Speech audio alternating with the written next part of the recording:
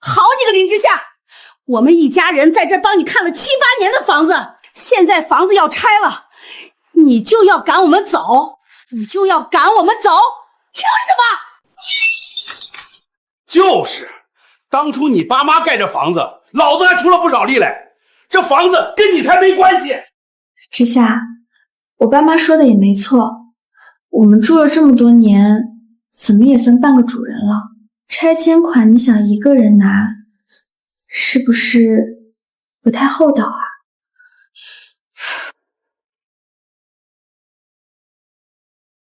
好，既然你们这么爱住这个房子，不如我卖给你们。老家终于要拆迁了，可唯独避开了我爸妈留给我的房子。更重要的是，附近马上要修火葬场了，婉晴一家在那儿住了7、8年，那种阴森环境怎么能让人住？正好闺蜜有套空房，我打算贴钱给他们换个好住处，顺便把老房子收回来。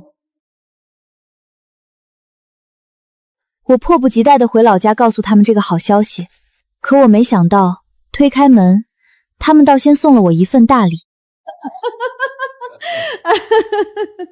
哎呦我的老天爷，我二姑家之前拆都赔了300多万，咱们家这房子比他家大多了，怎么也得有个4、500万起步吧。500万那是起步价，等钱一到手，先给婉熙在省城全款买套大平层，再买辆20万的好车，咱们老苏家这回算是彻底翻身了。到时候先给老妈买个爱马仕，再给老爸买个……快，把菜收起来。谁呀？大中午的。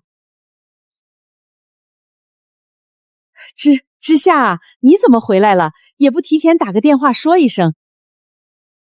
阿姨，这不是有个好消息要当面跟你们说吗？我就想着赶回来了。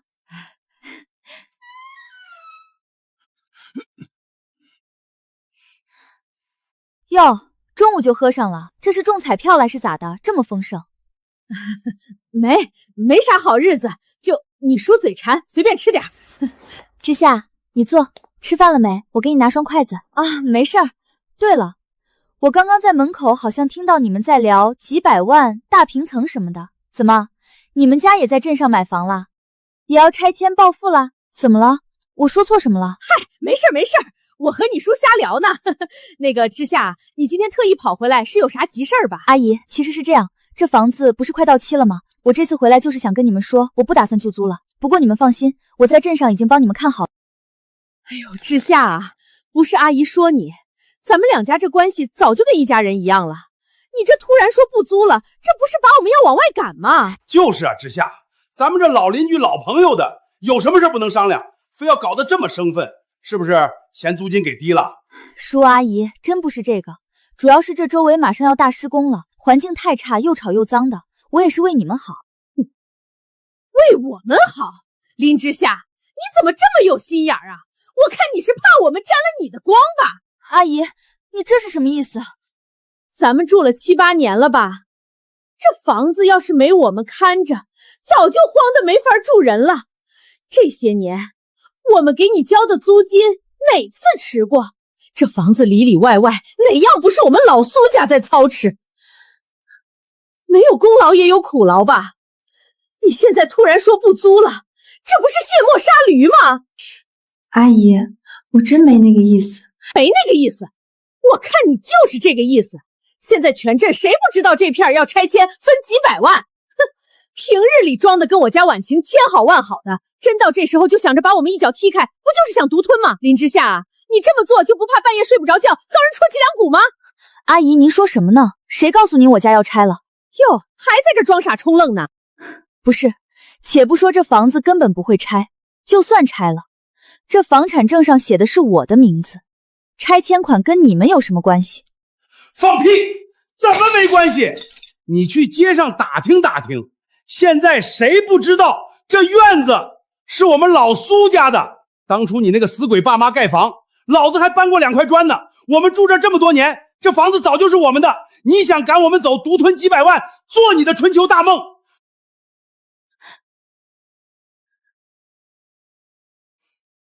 婉晴，你也这么想？之夏，别怪我爸妈说话难听，毕竟我们住了这么久，没有功劳也有苦劳。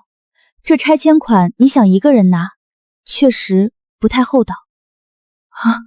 而且你也知道，我的条件不如你，我们家的条件也不如你，你就不能让让我们吗？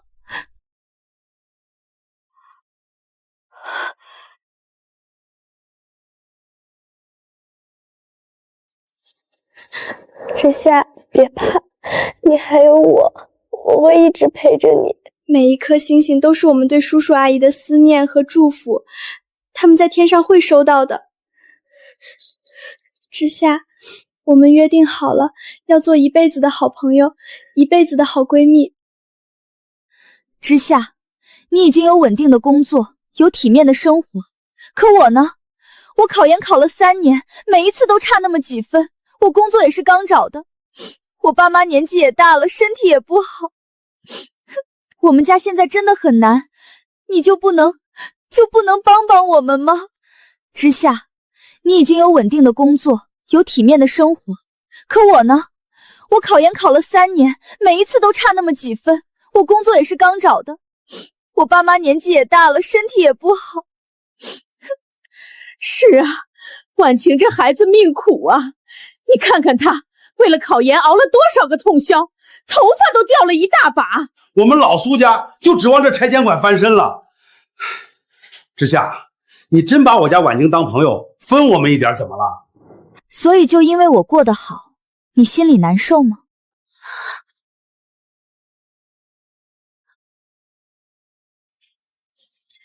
你考研3年没考上，是我让你考不上的吗？你找工作屡屡碰壁，是我打电话给所有单位，让他们不要要你的。苏婉晴，你自己的人生过得一塌糊涂，凭什么把账都算在我头上，要我给你买单？你说这些年你们租金没少过，你怎么不说我1个月就收800块1个月，不到市场价的1/3？不是，话可不能这么说。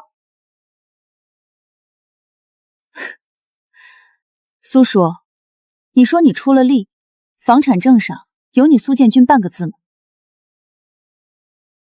林之夏，你什么意思？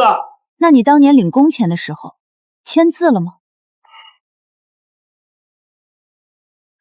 你们是不是觉得我林之夏父母早逝，性格温和，就可以随便拿捏，任意欺负？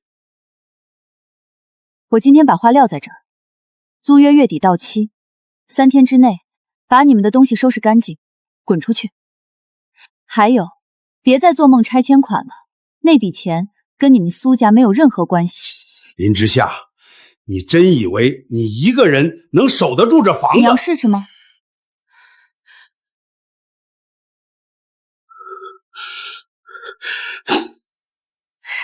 爸，你别这么大火气嘛。之夏，咱们都是一家人，有话好好说。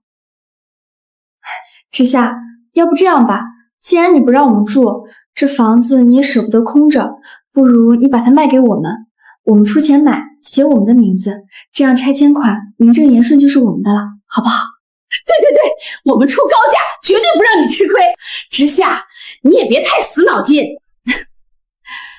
20万，阿姨，您这算盘打得我在省城都听见了。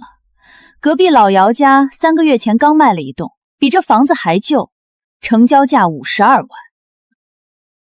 您拿20万想买我这栋？那不是3个月前的事儿了吗？这你也知道，现在房价一天一个价的，早就跌了。再说了，老姚家那是老姚，你是之夏，咱们这关系能一样吗？这是我爸妈留给我的念想，我不卖。别说20万，就是200万，我也不卖给你们。之夏，你爸妈都走这么年了，不就是这房子吗？我真的很需要这笔钱翻身，你就让给我好不好？让。我这些年让给你的东西还不够多吗？真是贪心不足蛇吞象。行了，别跟他废话了，敬酒不吃吃罚酒。就是，哼，不管他卖不卖，这房子我们住了这么多年，早就默认是我们的了。你走，这是我家，你给我滚出去！你给我滚出去！滚！以后别再踏进这个门一步。放开我，别碰我，苏建军！走。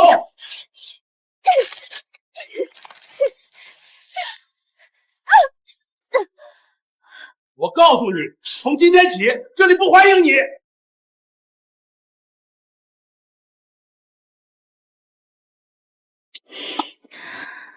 非法侵占是吧？行，那我们法院见。爸妈，他要是真去报警了怎么办？既然已经撕破脸了，就别怪我不念旧情。只要这房子在我们手里，他林之夏就是有天大的本事，也拿不走1分钱。对，要是他敢来硬的，咱们就赖到底，看谁耗得过谁。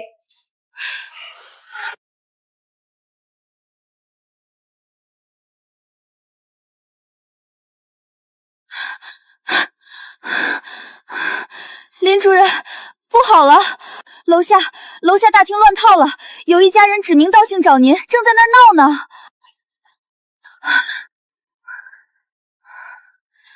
怎么回事？好像是关于发房子的事儿。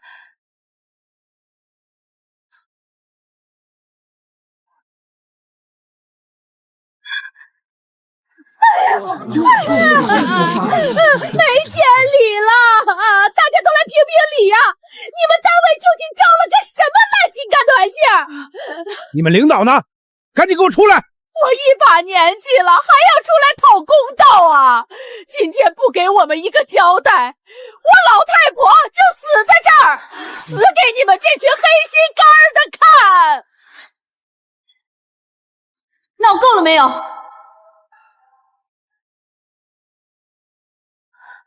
苏阿姨，有什么事回家说，这是单位，你们像什么样子？别碰他！你个丧良心的东西！当初你爸妈死得早，我们一家人看你可怜，花钱租你房子，省吃俭用供你上大学。现在你翅膀硬了，当上主任了，居然不认人！领导，您评评理！我们租了他家房子那么久，几百万的拆迁款，他竟然连一口汤都不分给我们！天底下哪有这种道理？你们单位究竟招了个什么烂心肝的玩意儿？不是吧？租人家房子还想分拆迁款，这不就是明摆着吃绝户吗？哼！之夏，算我求你了，行吗？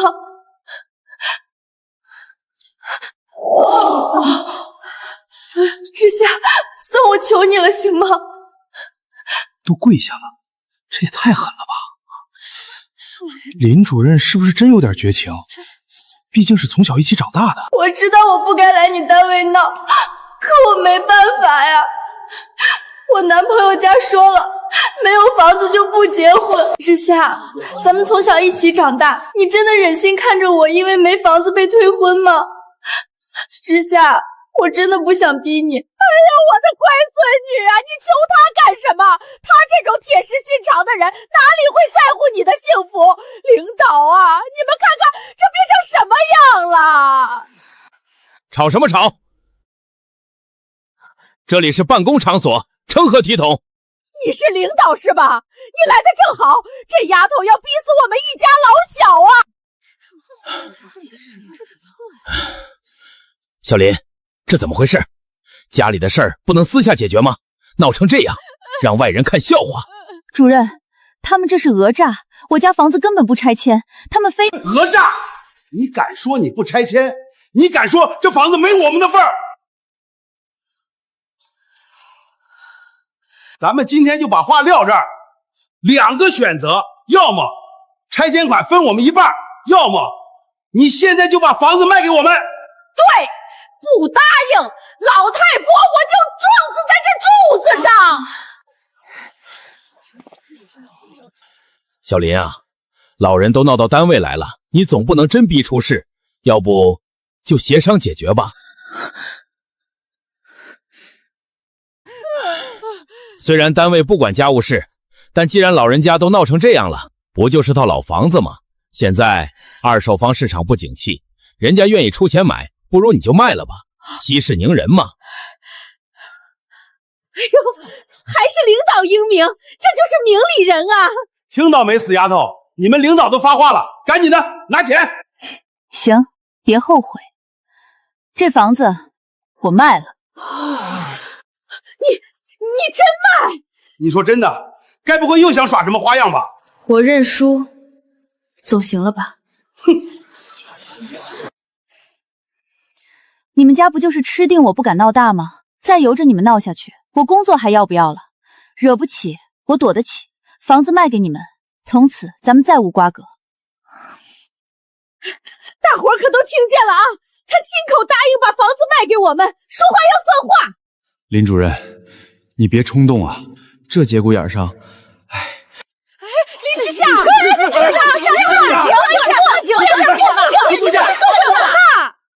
我是答应卖房，可你们钱准备好了吗？钱？咱们这关系还谈什么钱？当然要谈。怎么，不是非要买吗？现在又嫌贵了。既然要买，就得按市场价来。现在镇上盖一栋3层的房子，没有50万根本下不来，再加上土地费60万，少1分我都不卖。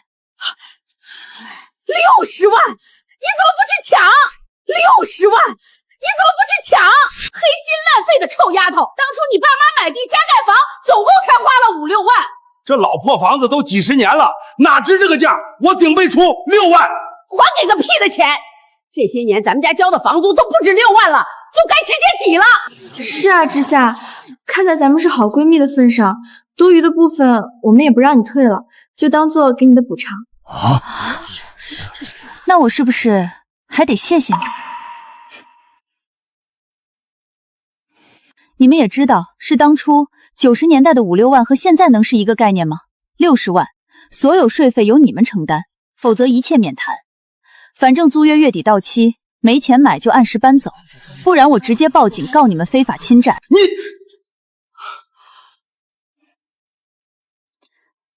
对了，苏婉晴，听说你刚考上教师编，在镇上中学教书呢，恭喜恭喜啊！你说，要是学生家长知道他们的老师一家人靠撒泼抢房子，逼死恩人后代，他们还会放心把孩子交给你吗？真是好啊！爸，算了，这房子绝对值，只要拿到手，以后咱们就翻身了。行，60万就60万，但我们现在没那么多现金。这样吧，你先跟我们去过户，钱我们之后肯定补给你。苏叔，您拿我当3岁小孩哄呢？没钱买个屁的房子，还想跟我玩空手套白狼，做梦！谁说老子没钱？你给我点时间，我马上就能凑出来。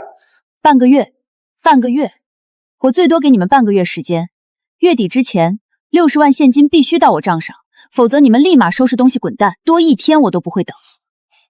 万一你到时候反悔了咋办？我还怕你们反悔呢。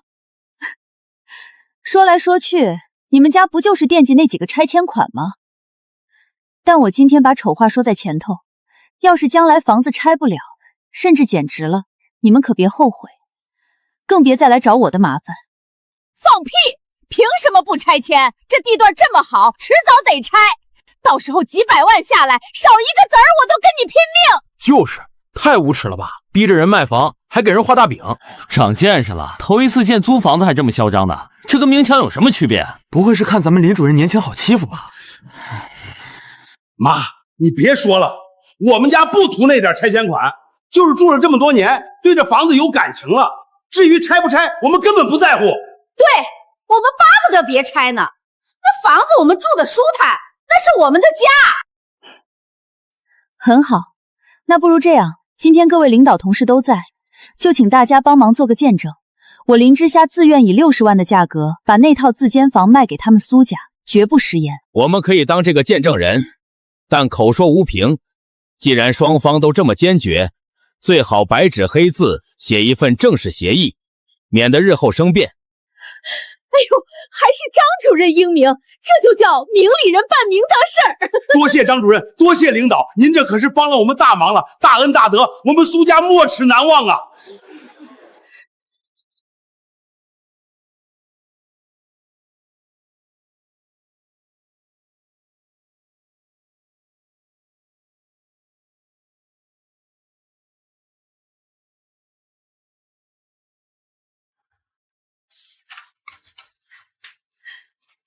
走，回家凑钱去，几百万马上就是咱们的了。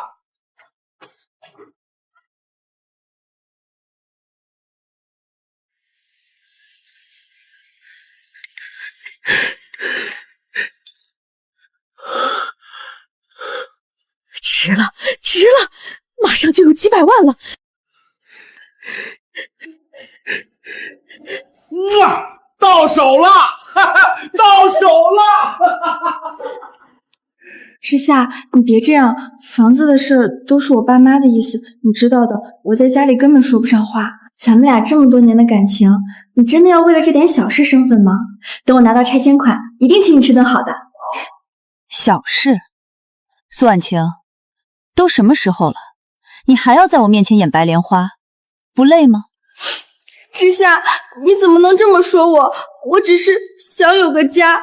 之夏，你难道忘了吗？高中的时候你爸妈去世，是谁每天陪在你身边安慰你？我们说好要做一辈子的好朋友的。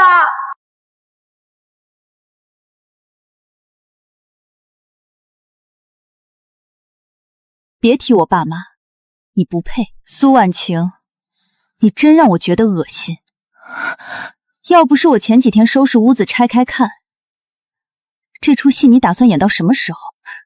给你男神折的告白信物被拒了，觉得晦气，转手就包装成祈福送给我。怎么，我是你情绪垃圾的回收站吗？之夏，咱们这么多年的闺蜜，如果你介意，我重新给你折，1000颗、10000颗都行。别演了，你那点算盘，真以为我听不见？我表姑在省教育厅，你这2年3番5次旁敲侧击，不就是想让我牵线把你调去市重点吗？既要拿我当备胎，又要踩着我去上位。苏婉晴，你胃口真大。既然你都知道了，那你肯定会帮我的，对吧？帮你？我看你是还没睡醒。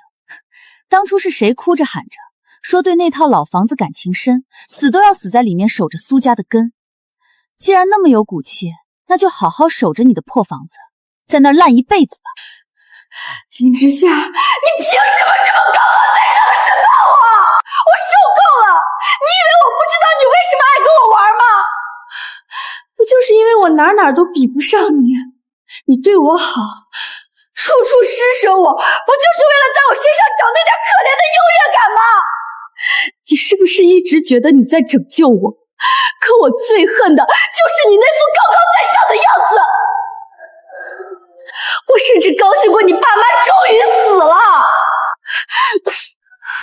少拿那些陈芝麻烂谷子的事来。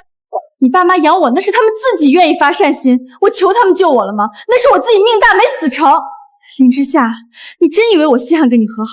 现在那栋房子是我的了，几百万拆迁款也是我的。我的工作，我的前途，我将来有的是办法解决。倒是你，没了这层关系，我倒要看看你还能得意多久。等等，怎么，现在知道后悔了？晚了。走可以，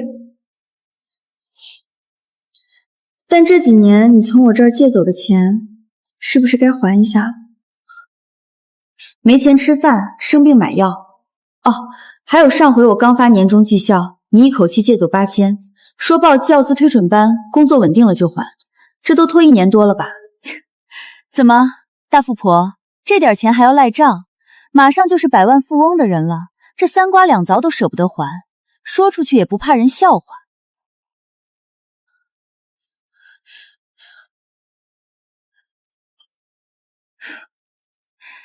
至少钱还知道回来。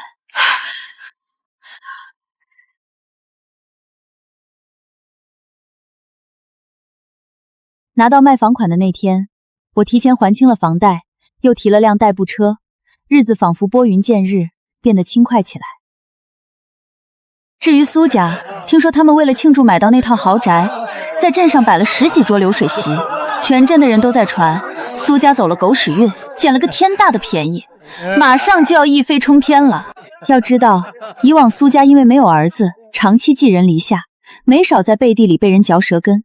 可如今，他们一夜之间扬眉吐气，被众人的追捧捧上了云端。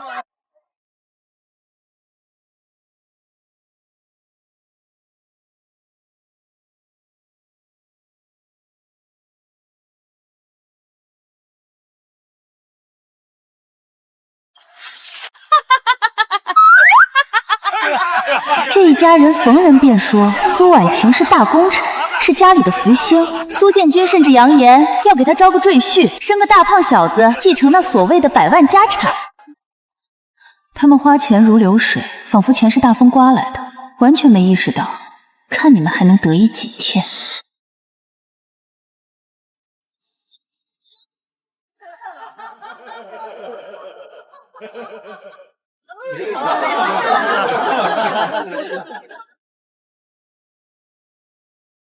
老苏，隔壁老李家连墙皮都扒了，咱们家怎么还没动静啊？这都几点了？妇道人家懂什么？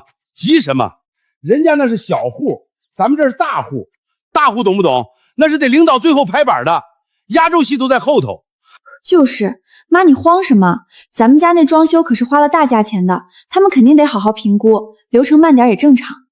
最好给咱多赔点儿，不然我这牙白伤了。待会儿我要第一个签字，拿钱走人。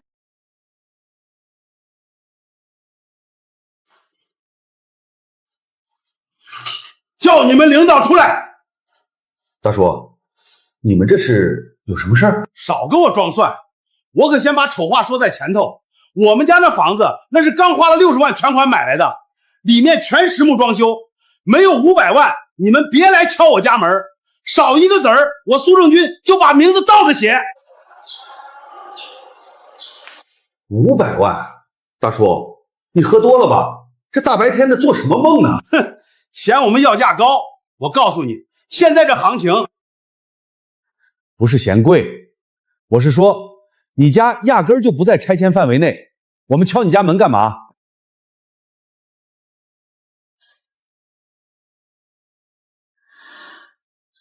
你说什么？不在范围内？怎么可能？左右邻居都拆了，凭啥跳过我们家？这是修路的红线，路是弯曲的，正好绕过你们家那块地。绕过了。拆迁补偿都有统一标准，隔壁那户4层小楼也就赔了100来万，你们家那破装修张嘴就要500万，你们还是自己留着住吧，那是传世豪宅啊。不可能！你们这是欺负人，不带这么玩的！你骗人，肯定是想压价。不信自己看。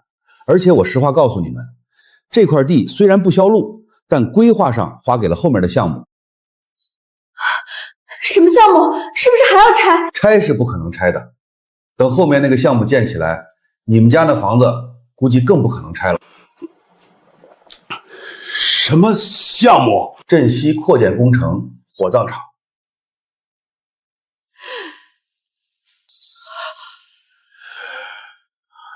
你耍我！你们合起伙来耍我！我不活了！保安，保安，叫治安管理员，这里有人闹事。我是100万富翁，你们不能抓我！我有宝马，我有500万，放开我！放开我！我是老师，我有编制的，你们不能这样对我，我要告你们！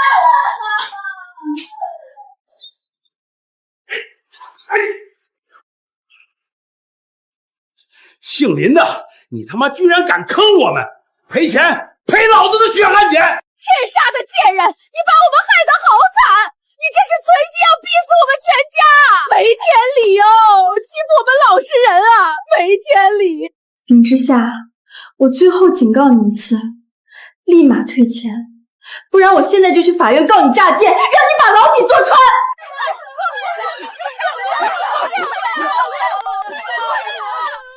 喂，110吗？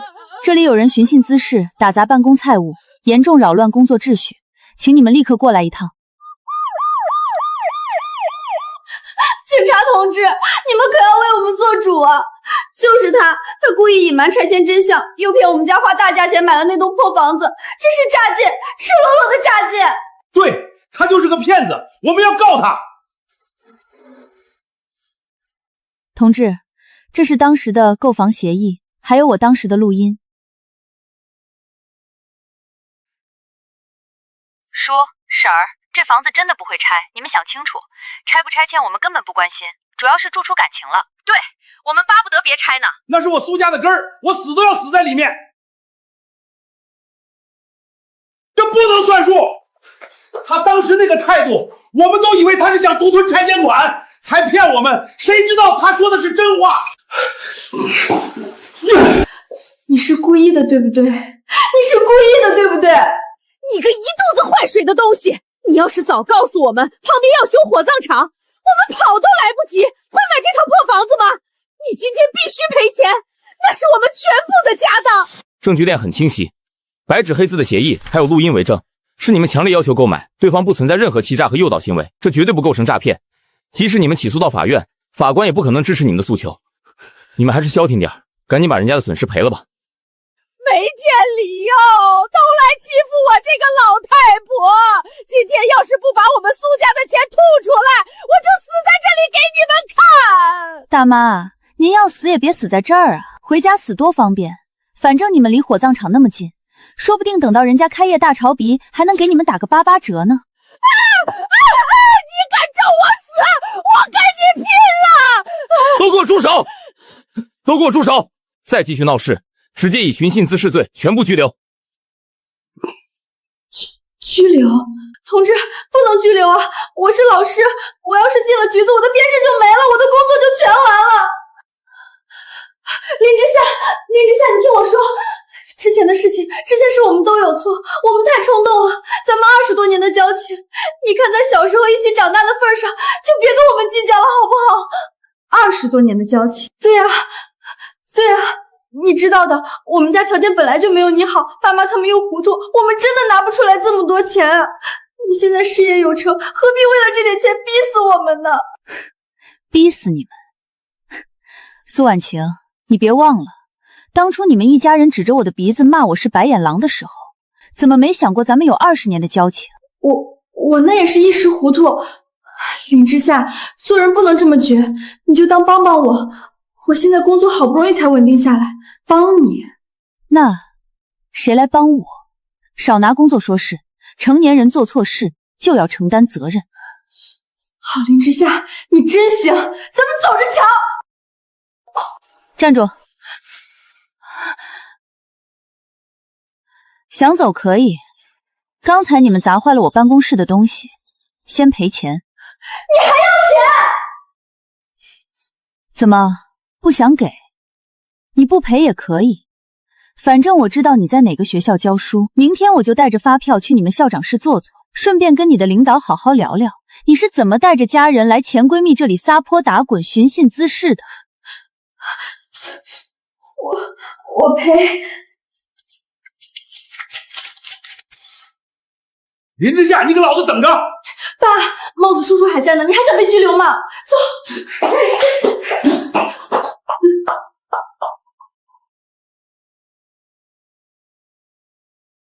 快点儿，别磨磨蹭蹭的，再挖深点儿。只要把地基整体往外挪出红线范围，咱们就能赶上拆迁的末班车。到时候那几百万还是咱们苏家的。对，老头子英明，只要这房子一确权，钱一到手，咱们立马去省城买大别墅。爸妈，咱们这么干真的能行吗？这房子都成废墟了，拆迁办的人要是知道了……怎么不行？只要房子立在这儿，地就是咱们的，你懂个屁！这要是成了，几百万就到咱们手了。可要是现在停下来，咱们就彻底完了。婉晴，你怎么关键时刻掉链子？你也不看看咱们为了凑这笔工程榜，把亲戚朋友的钱借了个遍，甚至连外面的高利贷都借了。我不是那个意思。你这是啥意思？少废话！不想看着全家去跳楼，就给我闭嘴干活！就是。里面的所有人注意，你们涉嫌私自拆除房屋、违规动土、非法重建，立即停止作业。所有人双手抱头，退后。你们干什么？这是我家的地，我想怎么挖就怎么挖。这是处罚通知书，鉴于你们违规动土且拒不整改，现责令立即停工，被处以20万元罚款。多少？20万！你们抢钱呀！嫌多？如果不缴纳罚款，或者继续阻挠执法，那就不是罚款这么简单了。根据相关法律法规，你们将面临行政拘留，情节严重的还要追究刑事责任，直接进去坐牢。爸妈，我早就说了不要这样干了，你们非要一意孤行。现在好了吧？钱没赚到，还要倒贴20万，还要去坐牢，这下全完了。你看都怪你，要不是你当初非要买那个破房子，我们会变成这样吗？现在连你也来咒我们。是我要买的吗？明明是你说的，是你让我买的。你这是在怪我？我是你妈，你个没良心的东西！滚！都怪你这个赔钱货！要不是为了给你凑嫁妆，为了给你争口气，老子至于去借高利贷吗？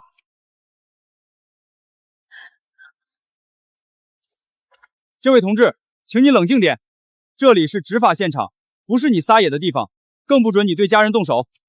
你们管的也太宽了吧！这是我生的闺女，她的命都是我给的，我想打就打，想骂就骂，轮得到你们来指手画脚？荒谬！现在是法治社会，你女儿是独立的公民，不是你的私有财产，故意伤害同样要负法律责任。你要是再敢动手，新账旧账一起算，到时候就不是罚款，而是直接拘留。这是处罚通知书，15天内不缴纳罚款，我们会强制执行。现在怎么办？爸妈，20万啊！我们现在怎么办？怎么办？想办法筹钱呗，还能怎么办？筹钱？我们去哪里筹钱啊？亲戚朋友早就被我们借遍了，现在谁还肯借给我们？连高利贷都不一定敢借给我们了。没钱？没钱你们就看着老子去坐牢是不是？啊！我告诉你们，要是老子真进去了，我也绝对不放过你们，哪怕是死，我也得拉个垫背的，谁也别想好过。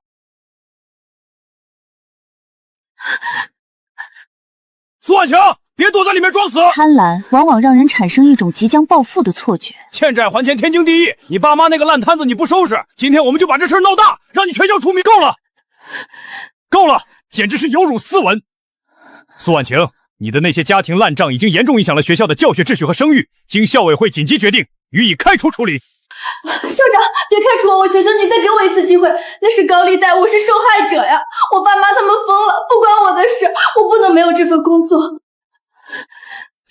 清官难断家务事，但学校不是菜市场，你连自己的家事都处理不好，怎么教书育人？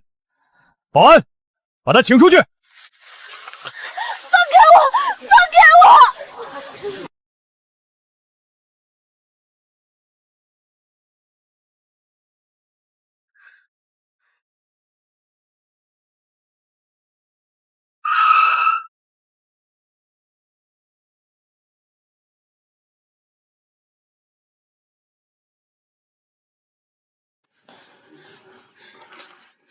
医生，我闺女怎么样了？手术做完了吗？人没事吧？你们是家属，命是勉强保住了，但情况很不乐观，双腿粉碎性骨折，神经受损严重，以后只能终身瘫痪在床，需要人全天候照。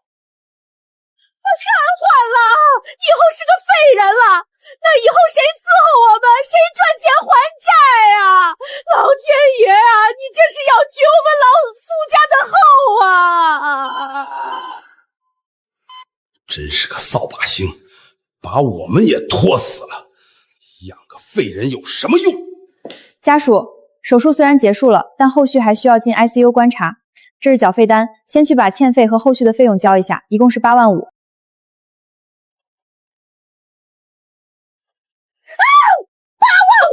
抢钱啊！我们哪有这么多钱？患者受伤严重，你们赶紧去筹钱，不然药就要停了。桂兰，你去交钱。我去交？我哪还有钱？亲戚朋友早被我们借遍了，连高利贷都不敢借给我们了。你去交，你是男人，你去想办法。我去想办法，我想什么办法？去卖血吗？这死丫头是个无底洞，填不满的。反正我没钱，这日子没法过了。走，去哪儿？这死丫头反正也废了，留着也是拖累，让她自生自灭吧。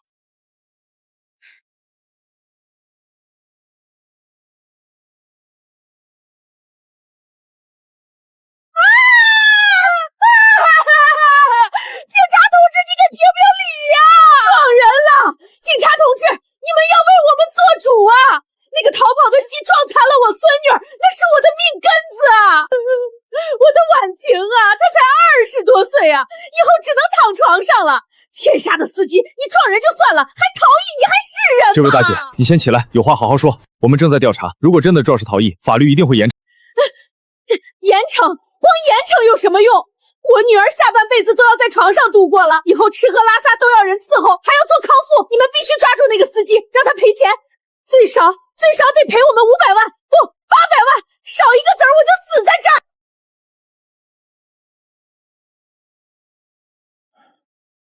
家属，请注意你的言辞，赔偿金额是根据法律标准判定的，不是你们漫天要价的地方。什么法律标准？我孙女是老师，是文化人，以后瘫痪了不需要钱养着吗？我告诉你们，那个司机肯定有钱，开得起好车的，你们赶紧去抓人，抓到了钱我们要7成，不9成。老太太，这里是派出所，不是菜市场，你们这种闹法解决不了问题。警察同志，其实我们也知道，这年头抓人不容易，这样只要你们能帮我们要到钱，到时候我们分你们。住口！你这是公然犯罪！把他们带去调解室冷静一下。你们这是什么态度？我女儿以后还要治病呢，我要上访，我要找媒体曝光你们。桂兰啊，这次咱们可得咬死了。婉晴虽然废了，但这可是咱们翻身的最后机会。只要拿到那几百万赔偿款，咱们娘俩下半辈子就不愁了。以后让婉晶瘫痪在床，咱们拿钱去享福。妈，您放心。我打听过了，这种撞残人的司机为了减刑，肯定会拼命赔钱。咱们就咬定500万，少1分都不行。到时候买了大别墅，我再给您请个保姆。哎呦，还是我孙女孝顺，废了都能给家里挣钱。别做梦了，肇事车辆已经找到了。找到了，在哪儿？是不是豪车？司机是不是有钱人？是不是豪车？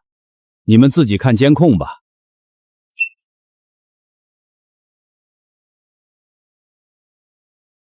这车牌怎么这么眼熟？这不是建军那辆破宝马吗？经过技术鉴定，肇事车辆就是这辆宝马，而驾驶员就是苏建军。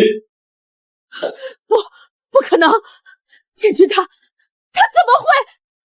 苏建军当晚醉驾，撞人后因为害怕没有停车救人，反而加速逃逸，导致受害人苏婉晴因为失血过多，错过了最佳抢救时间。虽然救回来了，但终生瘫痪。警察同志，我们不告了，还不行！苏建军，看看这些，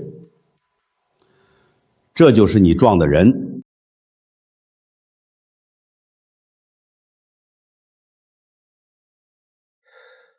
躲什么？为什么要跑？如果你当时停车救人，第一时间送医，他的腿是有很大希望能保住的。是你亲手把他害成终身瘫痪的。我当时喝多了，天太黑，我以为撞的是路边的流浪汉，我怕坐牢，怕赔钱，我真的不知道是婉晴啊。现在说这些还有什么用？人已经废了。你知道你现在面临的是什么刑罚吗？致人重伤且逃逸，起步就是3年以上。情节恶劣的还要加重。判我？你们凭什么判我？那是我的家事。家事？你把你亲闺女撞成这样，连看都不看一眼就逃跑，你还是人吗？怎么看？看了就能不贪了吗？反正都已经这样了。再说了，她是我生的闺女，她的命都是我给的，我想怎么对她就怎么对她，轮得到你们来管吗？你放心，自有法律管你。苏建军因交通肇事罪致人重伤且逃逸，情节特别恶劣，被判处有期徒刑15年。妈，你怎么了？妈，你别吓我！苏婉晴被送进这里已经很久了。临离开这座城市之前，我作为她曾经最好的朋友，特意来看她最后一眼。